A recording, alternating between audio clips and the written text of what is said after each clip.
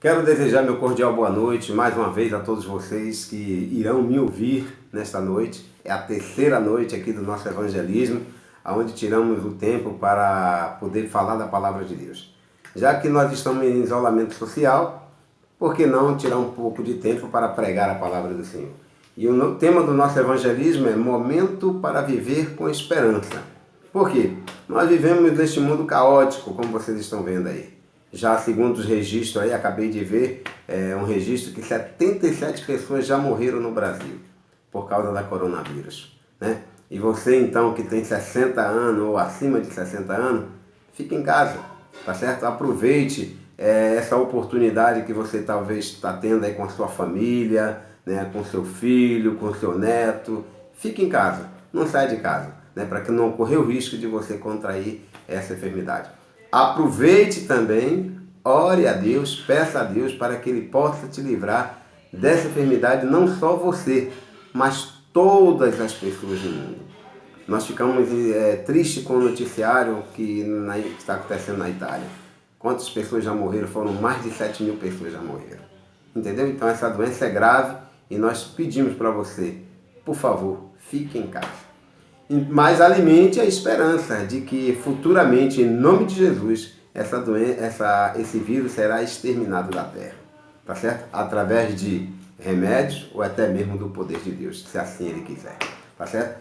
O tema que nós estamos abordamos primeiro um tema antes de ontem sobre a palavra de Deus. Descobrimos que a palavra de Deus ela é inspirada, ela é útil para o ensino, para a correção e para a educação da justiça.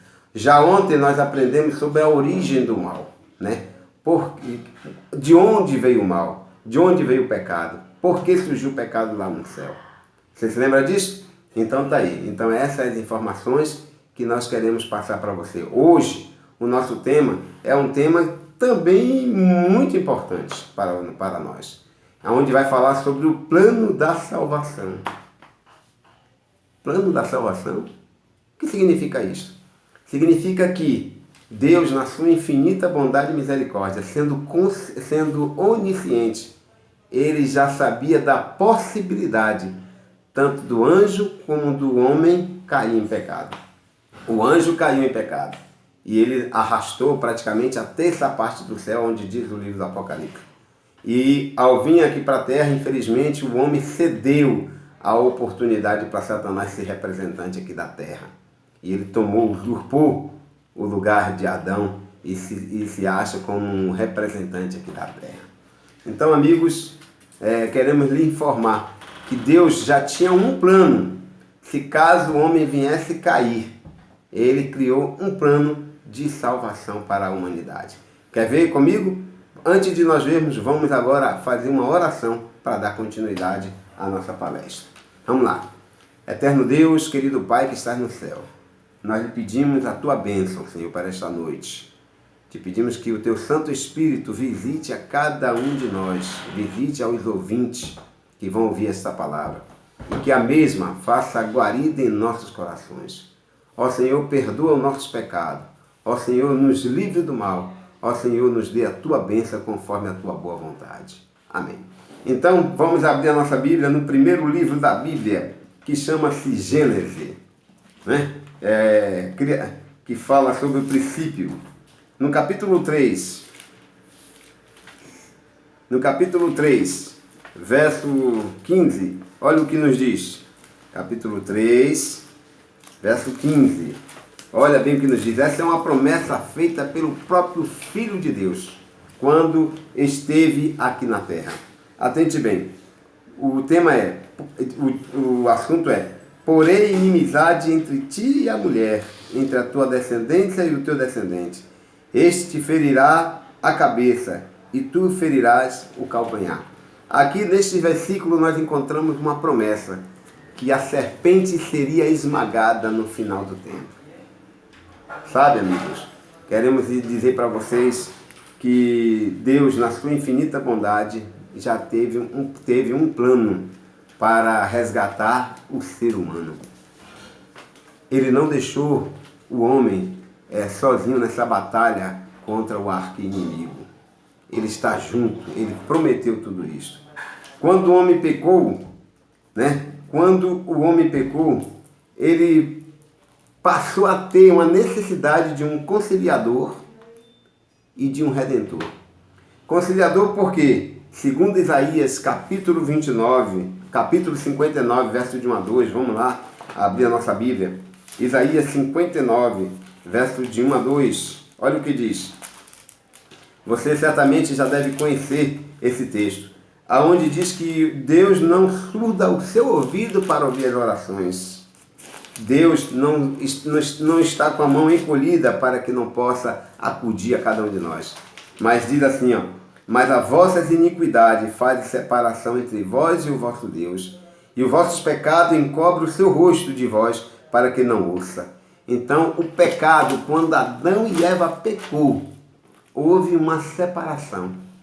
Se você ler o livro de Gênesis, você vai ver que Deus conversava, o Deus Filho conversava com Adão e Eva, a ponto que eles fez algumas recomendações para que eles não comessem do fruto da árvore do conhecimento do bem e do mal. Foi uma recomendação audível, não foi em visão. E foi pessoalmente que Deus conversou com Adão e Eva. Quando eles pecaram, o que aconteceu? Adão e Eva se afastou ou se escondeu de Deus. Quando Deus perguntou a Adão, onde estás? A própria palavra diz que ele disse, Senhor, tive medo e me escondi. Então Deus aí, sabendo do que tinha acontecido, ele diz, então vocês comeram do fruto da árvore do conhecimento do bem e do mal. Aí houve aqui uma separação. Mas antes de haver essa separação, foi feita esta promessa que a serpente seria esmagada. E nós sabemos que aí a serpente é questão simbólica, que representa o próprio diabo, o próprio Lúcifer. Quer dizer, agora não mais Lúcifer, anjo das trevas. Entendeu? Então o que aconteceu com esse casal? Eles que andavam com o próprio Deus, agora se esconderam. Amigo, o pecado de Adão e Eva, além de trazer a consequência da separação entre Deus e o homem, ele também trouxe uma consequência desastrosa. Para que ele obtesse o perdão dos pecados dele, era necessário haver derramamento de sangue de inocentes. Presta atenção aí na vossa Bíblia aí. Lê aí, em Gênesis capítulo 3, versículo 21. Vamos voltar lá para o primeiro livro. Vou dar um espaço de tempo aqui para que você possa pegar o primeiro livro da Bíblia, no capítulo 3, verso 15, verso 21. Aqui diz o seguinte, fez o Senhor Deus vestimenta de pele para Adão e a sua mulher e o vestiu. Quando Adão e Eva foram criados, uma luz de glória o cobria. E eles não sentiam vergonha pelo corpo que eles tinham. Depois que eles pecaram, eles descobriram que estavam nus. E eles procuraram agora folhas para se cobrir. Leia aí Gênesis, vai ser interessante se você ler, né? Você vai ver, depois dessa mensagem, você pode pegar o livro de Gênesis, os primeiros capítulos, você vai ver que eles pegaram folha para cobrir a nudez dele. Mas quando eles começaram a falar com Jesus e o pecado foi manifestado, o próprio Filho de Deus, teve que sacrificar um cordeiro. Não simplesmente para tirar somente a pele, para fazer uma vestimenta para Adão, mas porque ele simbolizava que o perdão só poderia existir se houvesse derramamento de sangue. Que ato, hein? Que problema, hein? Adão criou para nós quando ele pecou, quando ele cedeu à tentação. Não é assim também conosco? Quando nós cedemos à tentação? Quantos problemas nós enfrentamos? Quando alguém tira a vida de um outro ser humano, a pessoa ela corre o risco de ser presa. Quando você tem um problema, uma relação extraconjugal, o que acontece? Meu amigo, é sério o pecado. O salário do pecado é a morte. E para morrer no lugar do homem, Deus criou este plano de sacrifício, aonde animais inocentes seriam mortos por um bom tempo, até Jesus se encarnar em ser humano. Isso quer dizer que durou aproximadamente 40 séculos. Se cada século é 100 anos, então foi 4.000 anos. Vocês estão entendendo o problema do pecado? Pois é, amigo. Só que esse cordeiro que foi sacrificado lá no Éden, né, apontava para alguém. E esse alguém era o próprio Filho de Deus. Porém, antes de chegar lá, eu quero dizer para vocês que Adão tinha consciência desse sacrifício. Quando eles foram expulsos do Jardim do Éden, diz a autora americana, que eu já citei durante essa semana para você, que eles ofereciam sacrifício lá na porta do Éden. Lá, vamos dizer que lá no portal do Éden era a igreja de Adão e Eva, aonde eles levavam o sacrifício dele, fazia todo aquele simbolismo. E foi por muito tempo que Adão e Eva teve que fazer. Durante 900 e poucos anos que eles viveram, quem sabe, respeitando o que Deus tinha ordenado naquele momento. Mas eles sofreram as consequências do erro dele, foram expulsos do Éden. Viu seus filhos se matarem, viu pessoas se degradarem, viu pessoas desonrando o nome de Deus durante 900 anos. Eu acredito que na mente de Adão e Eva, se Deus não tivesse dado essa esperança para eles certamente teriam se matado eles mesmos, porque é dureza você sofrer as consequências dos seus erros e ver pessoas também sofrendo as consequências por causa do seu erro. Certo, amigo? Aquele cordeiro, como eu falei para vocês, simbolizava que no futuro bem distante, porque Adão e Eva viu que não seria de uma hora para outra. Deus deu essa oportunidade para eles verem tudo o que ia acontecer neste mundo. Então, simbolizava a morte de Jesus, Filho de Deus. Quando João Batista, está escrito lá em São João, capítulo 1, verso 29, quando João Batista viu a Jesus, o que foi que ele disse? Lembra? Se você lembra, então diga aí, ou então escreva aí no WhatsApp, no número 92, código de área, 991-868405, e diga o que foi que João Batista falou. Eu vou logo antecipar para vocês, tá certo? Mas deixa um recado lá no WhatsApp para a gente, para saber que você está nos assistindo, para saber que você está participando deste evento, momento de viver com esperança. Né? Quando João Batista viu a Jesus, ele disse: eis aí o Cordeiro de Deus que tira o pecado do mundo. Sim, amigo, Jesus, aquele cordeiro, representava e representou a Jesus por muito tempo, de uma forma simbólica, representava a morte de Cristo. Jesus veio no tempo certo. Algumas pessoas poderiam dizer, mas Jesus demorou de vir praticamente quase 4.000 anos. A Bíblia, a palavra de Deus, no livro do apóstolo Paulo, em um dos livros dele, ele diz que na plenitude do tempo, Jesus enviou seu Filho, né, para morrer por todos os pecadores. Sim, este foi o plano de salvação, plano de resgate. E hoje, eu e você temos condições de nos salvar. E não precisamos mais fazer aquele simbolismo todinho, aquele sacrifício todinho que o povo de Israel fizeram. Porque Jesus morreu na cruz. Quer ver? Abra a vossa Bíblia em Romanos capítulo 5, versos 6 a 10. Por favor. Romanos capítulo 5, né? Ele é antes de Coríntios, depois de Atos, está o livro de Romanos. Abra a vossa Bíblia, que eu vou abrir aqui a minha, e vocês vão ver o que o apóstolo Paulo, nesse livro que ele escreveu aos Romanos, ele diz aqui, ó. Olha o que diz. Porque Cristo, quando nós ainda éramos fracos, morreu morreu a seu tempo pelo ímpio. Dificilmente alguém morreria por um justo, pois poderia ser que pelo bom alguém se atrevesse a morrer. Mas Deus provou o seu próprio amor para conosco pelo fato de ter Cristo morrido por nós, sendo nós ainda pecadores. Se o salário do pecado é a morte, quem deveria morrer? Eu e você. Porque todos nós somos pecadores.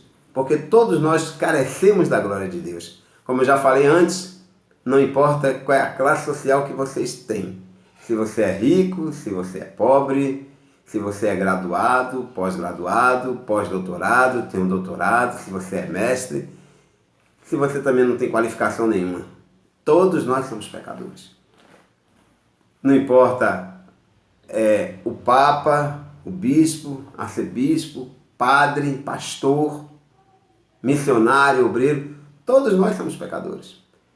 E a nossa recompensa seria a morte eterna. Mas Jesus tomou o nosso lugar e morreu por cada um de nós. Você acredita nisso? É isso que a palavra apresenta. Esse foi o plano que Deus já tinha em mente, muito antes de Lúcifer cair, muito antes de o homem cair. Esse plano de salvação. Se lembra que eu falei para vocês que os anjos tiveram a oportunidade de voltar atrás e alguns voltaram? A graça de Cristo o alcançou também. O primeiro a obter a graça de Cristo, podemos dizer que foram os anjos. E essa graça se estendeu se estendeu e se estende a cada um de nós. Pois é, amigo, Jesus nos ama a tal ponto de morrer, de enviar o seu Filho unigênito, para que todos que nele crêem não pereçam, mas tenham a vida eterna. Você já imaginou que amor?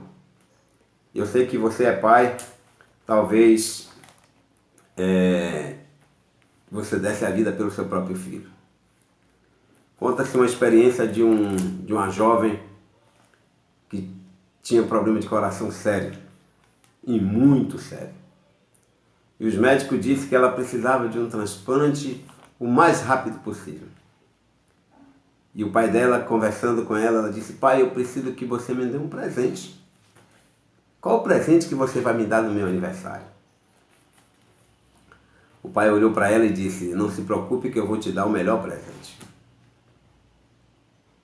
Quando chegou a época da operação, quem se dispôs para dar o coração para a filha foi o próprio pai. E quando a filha voltou em si, saiu do coma, saiu da UTI, ela procurou pelo pai e não achou. Mas tinha uma carta junto dela, dizendo que o pai dela tinha dado o coração para que ela pudesse viver. O pai pode fazer isso pelo seu filho, mas você faria por alguém desconhecido? Por alguém que sempre te recusou, sempre te tratou mal, sempre não aceitou as suas regras? Pois é, Deus, na sua infinita bondade e misericórdia, o amor de Deus é incomparável. Não existe como expressarmos o verdadeiro amor de Deus, ou falarmos do verdadeiro amor de Deus, porque nós não compreendemos. Só sabemos um pouco assim. E esse pouco que nós sabemos já supera toda a nossa compreensão. Imagine como quando nós chegarmos lá no céu, compreender o magnífico amor do Senhor Deus. Porque está tudo revelado, tudo escrito. Amigos, olha o que se encontra no livro de Efésios, capítulo 2, verso 8 a 9. Diante dessa situação, já que Jesus morreu na cruz, foi cancelado o sacrifício. E com a morte de Cristo, todos nós passamos a ter um benefício. Todos. Quer saber qual benefício é esse? Vamos lá. Efésios capítulo 2, verso 8 a 9. Vamos abrir a nossa Bíblia lá em Efésios, que é depois de Gálatas. Tá? Depois de Gálatas, no capítulo 2, verso 8 a 9. Vamos lá. Estamos ainda aqui em Coríntios. Agora cheguei em Efésios. no capítulo 2, olha o que diz. Olha o que diz. Porque pela graça sois salvos mediante a fé. Isto não vem de vós, é dom de Deus. Não é de obra para que ninguém se glorie. A salvação é um mérito exclusivamente de Deus. Se porventura o seu líder religioso disser para você que você deve fazer e não deve fazer tal coisa, para que você possa obter a salvação, você apresente esse texto para ele e diga para ele que a salvação é mediante a graça de Cristo. É lógico que todos nós, como cristãos, devemos ter atitude diferenciada do mundo. Mas não é pelo fato de você fazer alguma coisa, quem sabe dar o dízimo, dar a oferta, guardar sábado, guardar qualquer outro dia da semana, te dá o direito de você ser salvo. Não. Não te dá o direito de você ser salvo. Porque se você fosse salvo pelas suas obras, quando chegasse lá em cima, você diz, eu fiz, eu dei esmola, eu fiz isso, eu fiz aquilo. E este não vai ser o meio de salvação. O meio de salvação é mediante Cristo Jesus, porque Ele morreu na cruz para nos salvar. E aqueles que fizeram o sacrifício antes de Jesus morrer na cruz, eles vão ser salvos pelas obras? Vamos responder a esse questionamento. Romanos capítulo 4, verso de 1 a 5, por favor. Voltemos ao livro de Romanos. Vamos agora ver o que é que Paulo fala a respeito de um homem que era considerado o pai da fé, o pai da nação israelita, né? Vamos lá, que todos os consideravam. Olha o que diz. Olha o que diz aqui no verso 1 em diante, diz assim: que pois diremos ter alcançado? É a pergunta.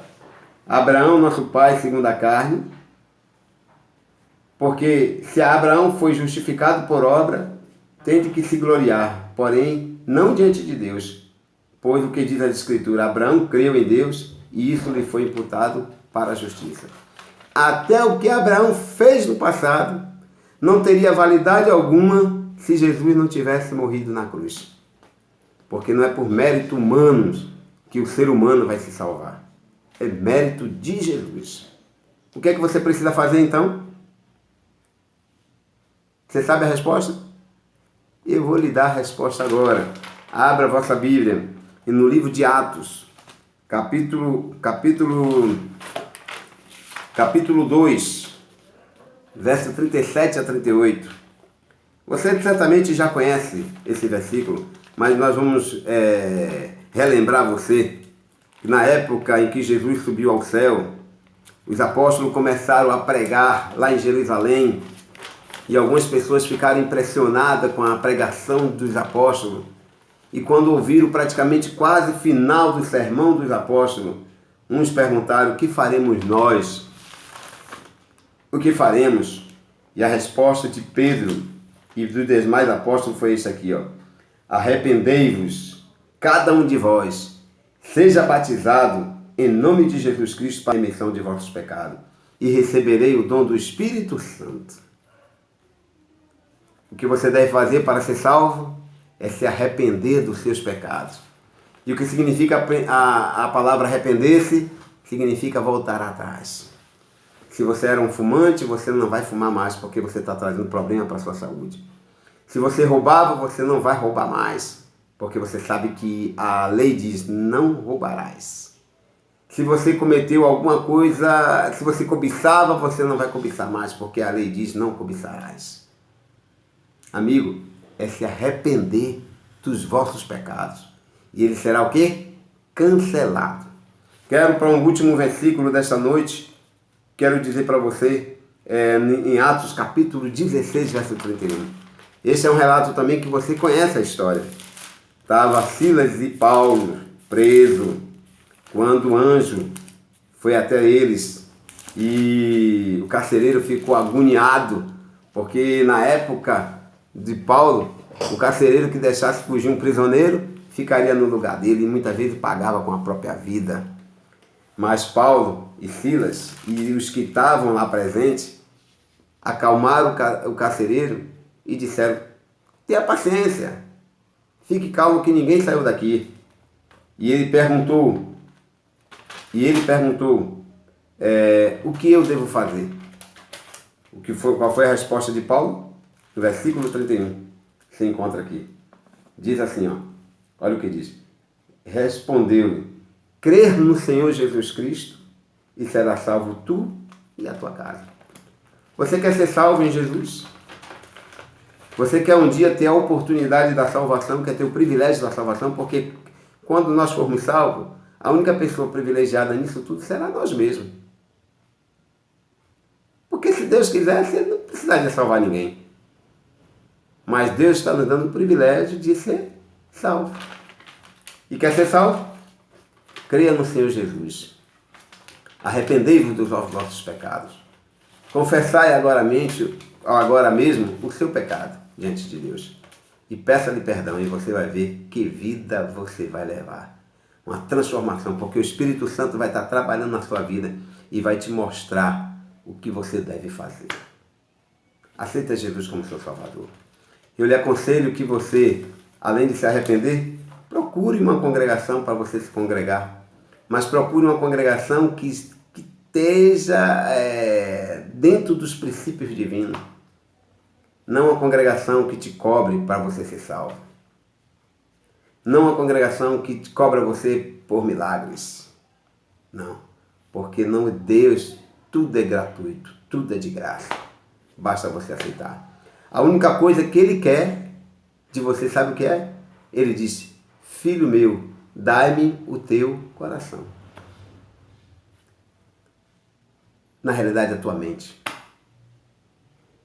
E se você deixar Ele trabalhar na sua vida, meu amigo, você vai ver que vida maravilhosa você vai viver. Vamos orar? Que Deus nos abençoe e espero que esta mensagem possa fazer guarida nos vossos corações. E transmita para outras pessoas essa mensagem. Eu sei que muitos vão ouvir e não vão dar nem a mínima. Afinal de contas, eu não sou um pregador famoso, né? Mas estamos fazendo a nossa parte, que é pregar o Evangelho. Transmita para as outras pessoas, para que essas pessoas possam ouvir e, quem sabe, chegar à conversão. E assim, vai milhares de pessoas para o céu. Esse é o objetivo da palavra de Deus, que todos sejam salvos. Vamos orar. Eterno Deus, muito obrigado pela oportunidade que nesse momento nós estamos falando da Tua palavra. Queremos lhe pedir a Tua bênção para aqueles que vão ouvir essa mensagem. Pedir a Tua bênção para que todos aqueles que realmente sentirem necessidade de se arrepender, que se arrependam. E que o Espírito Santo trabalhe na vida de cada um, Senhor. Ó Pai, te pedimos também a bênção para este mundo, onde nós estamos passando por um problema caótico, desse vírus que tem matado muita gente. Te pedimos, Senhor, que por favor, pela Tua bondade, pela Tua misericórdia, não porque a merecemos, mas por amor ao Teu nome, cura essa enfermidade, extingue esse vírus no meio da gente, Senhor. Guarda o Teu povo e guarda todos aqueles que necessitam do Senhor. Em nome de Jesus. Amém. E amém. Que Deus abençoe a cada um de vocês. E até amanhã.